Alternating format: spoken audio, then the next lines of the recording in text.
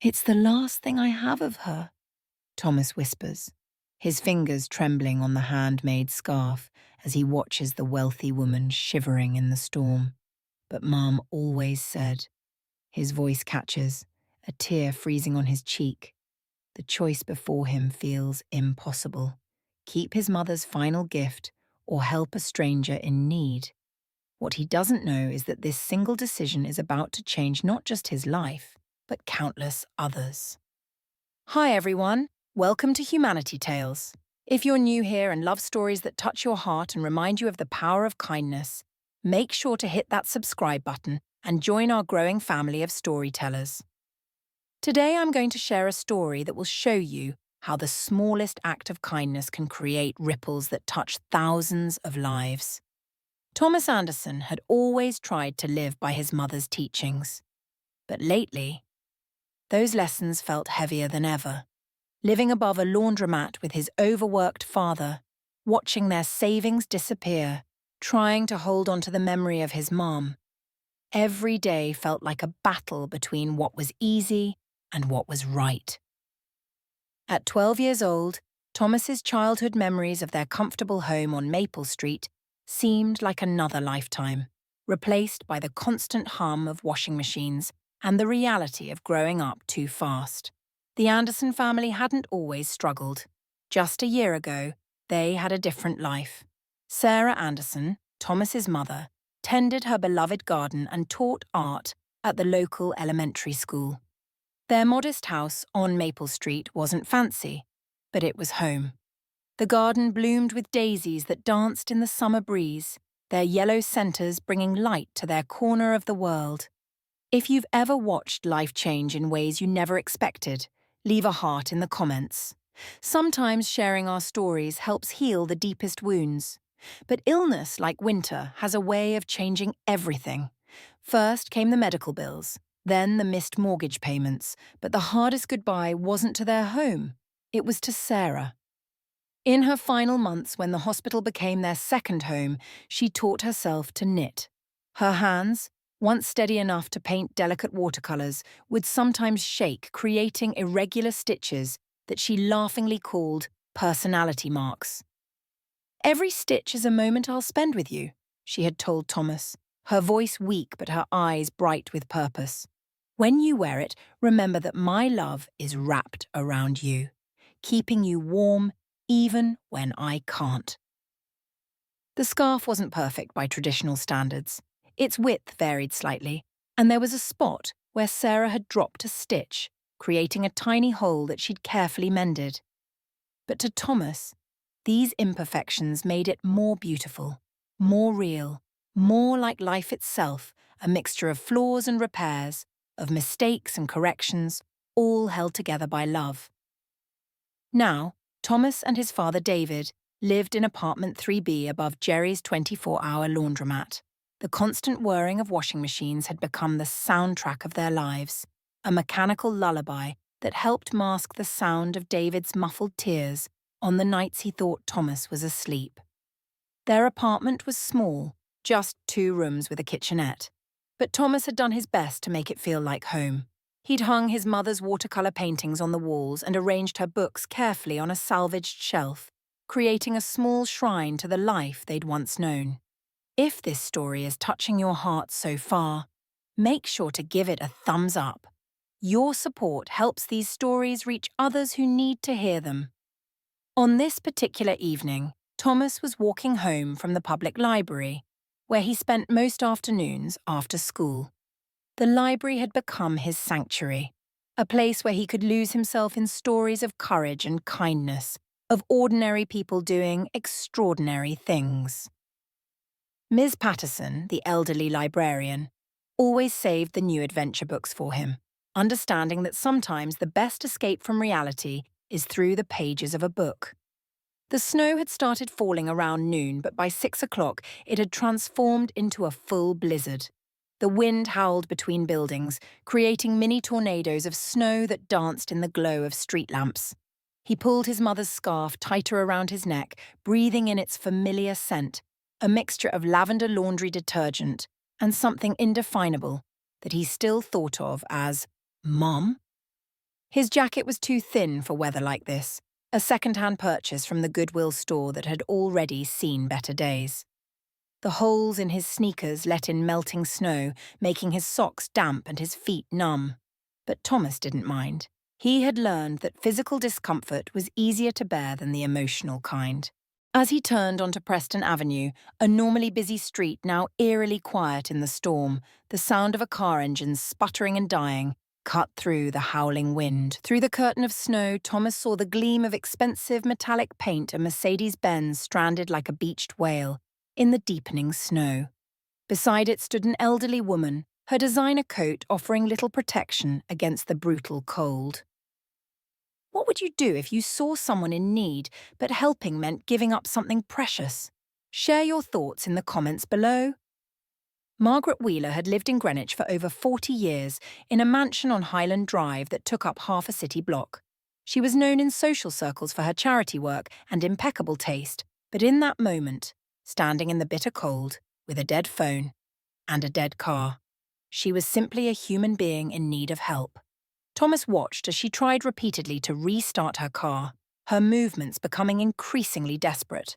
Her hands, uncovered in the freezing air, had turned an alarming shade of red, and her whole body shook with violent shivers.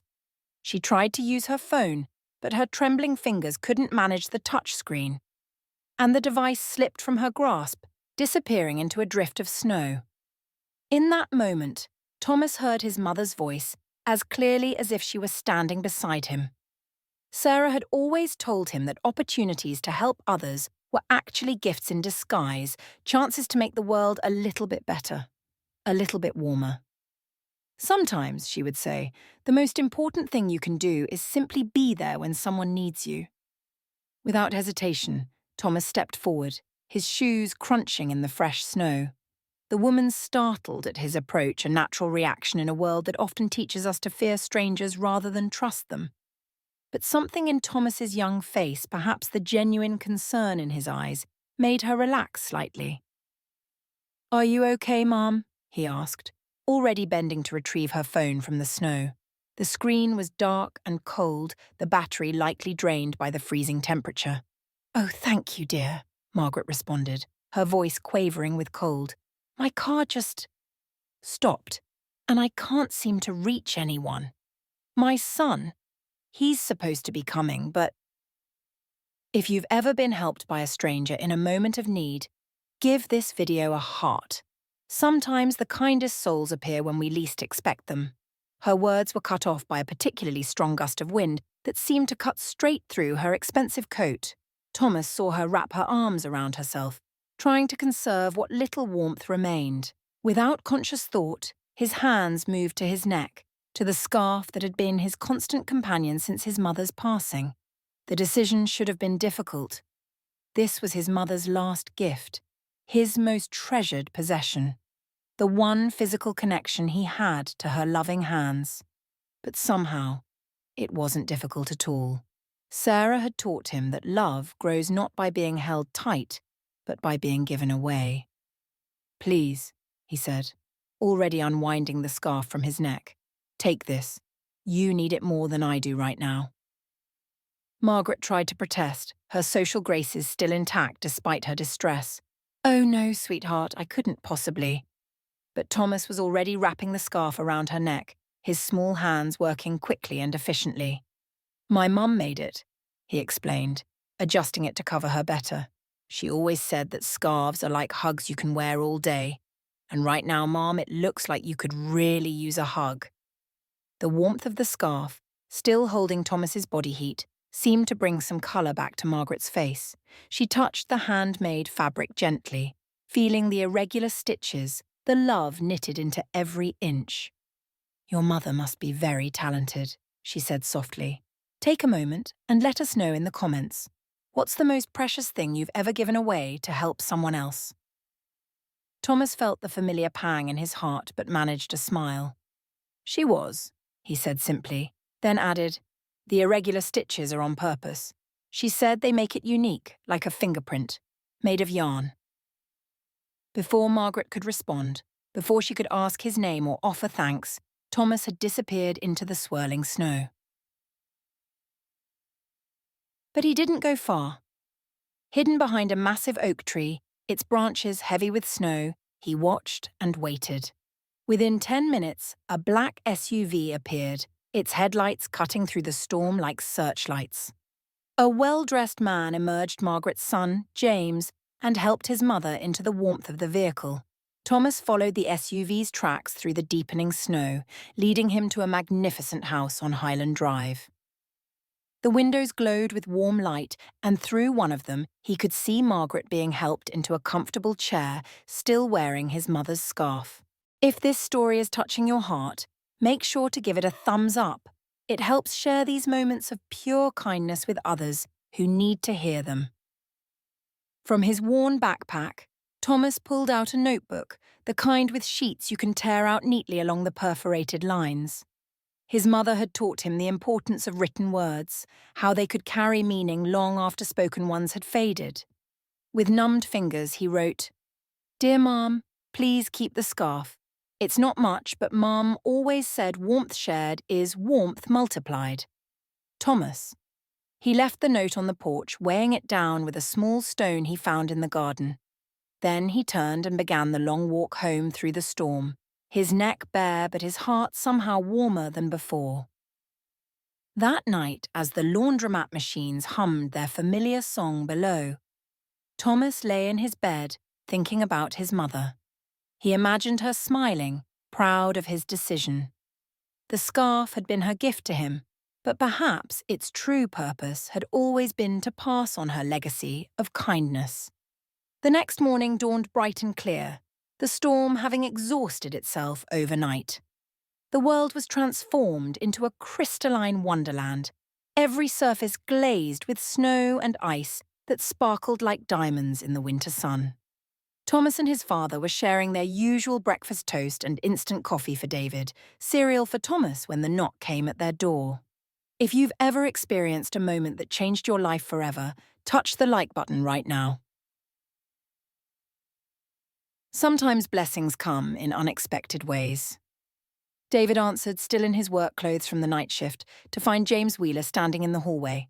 Behind him stood Margaret, elegant even in the early morning hour, still wearing Thomas's scarf. The contrast between the wealthy visitors and the humble apartment was stark, but in that moment, such differences seemed unimportant. Margaret recognized Thomas immediately, her eyes filling with tears as she stepped forward. "We've been searching for you since dawn," she said softly. "Your note. It reminded me so much of my own mother. She used to say something very similar about kindness." James Wheeler was a successful businessman, known for his sharp mind and decisive action. He had built his fortune on being able to recognize opportunity and value, and in Thomas's simple act of kindness, he saw something priceless. But it was Margaret who spoke first, her voice filled with emotion. "Your mother," she said, touching the scarf gently. "She must have been an extraordinary woman." Share in the comments if you've ever met someone who changed your life through a random act of kindness. Your story might inspire others. Thomas nodded, unable to speak past the sudden lump in his throat. David placed a supportive hand on his son's shoulder, his own eyes glistening with unshed tears. What happened next would change not just Thomas's life, but the lives of countless others. James Wheeler did offer financial assistance, a scholarship fund for Thomas's education, and a better position for David at one of his companies. But the real gift, the one that would have the most lasting impact, came from Margaret. As it turned out, Margaret Wheeler had been a knitting instructor before retirement, teaching at the local community centre for over 30 years. She proposed something unique. Every Saturday afternoon, she would teach Thomas the art of knitting, passing on the same stitches his mother had used to create that precious scarf. If this story is warming your heart, make sure to hit that subscribe button. Together we can share more stories that remind us of the good in this world. But it didn't stop there. Together, Thomas and Margaret established a program they called Warming Hearts, teaching others to knit and creating scarves for those in need. Each scarf was given away with a note that read, Warmth shared is warmth multiplied. Sarah's words living on through each act of kindness. The original scarf became something of a legend in Greenwich. Margaret kept it safe until Thomas's wedding day, 15 years later, when she returned it to him with a note of her own. Some gifts are meant to come full circle. Your mother's love has multiplied beyond measure. Today, that scarf hangs in a frame at the headquarters of the Warming Hearts Foundation, which has grown to provide not just winter clothing, but hope and support to thousands of families in need. The irregular stitches, the tiny mended hole, the slightly uneven edges, they've all become symbols of something greater than themselves. Let us know in the comments how you plan to spread kindness in your own community. Sometimes the smallest actions create the biggest changes. They say that on the coldest nights in Greenwich, if you listen carefully, you might hear the soft click of knitting needles carried on the winter wind. Perhaps it's the echo of Sarah Anderson's love, still creating warmth in a cold world. Or perhaps it's the sound of countless others who have learned what Thomas discovered on that snowy evening, that the greatest gifts are not the ones we keep, but the ones we find the courage to give away. In the end, this isn't just a story about a scarf or even about kindness. It's a story about how love, like warmth, multiplies when shared. It's about the threads that connect us all, woven together by small acts of compassion that create a tapestry far more beautiful and warm than any single scarf could ever be. If this story touched your heart, make sure to share it with someone who needs to hear it today. Don't forget to subscribe to Humanity Tales for more stories that remind us of the good that still exists in this world. Until next time, remember, sometimes the smallest acts of kindness create the biggest changes in our world.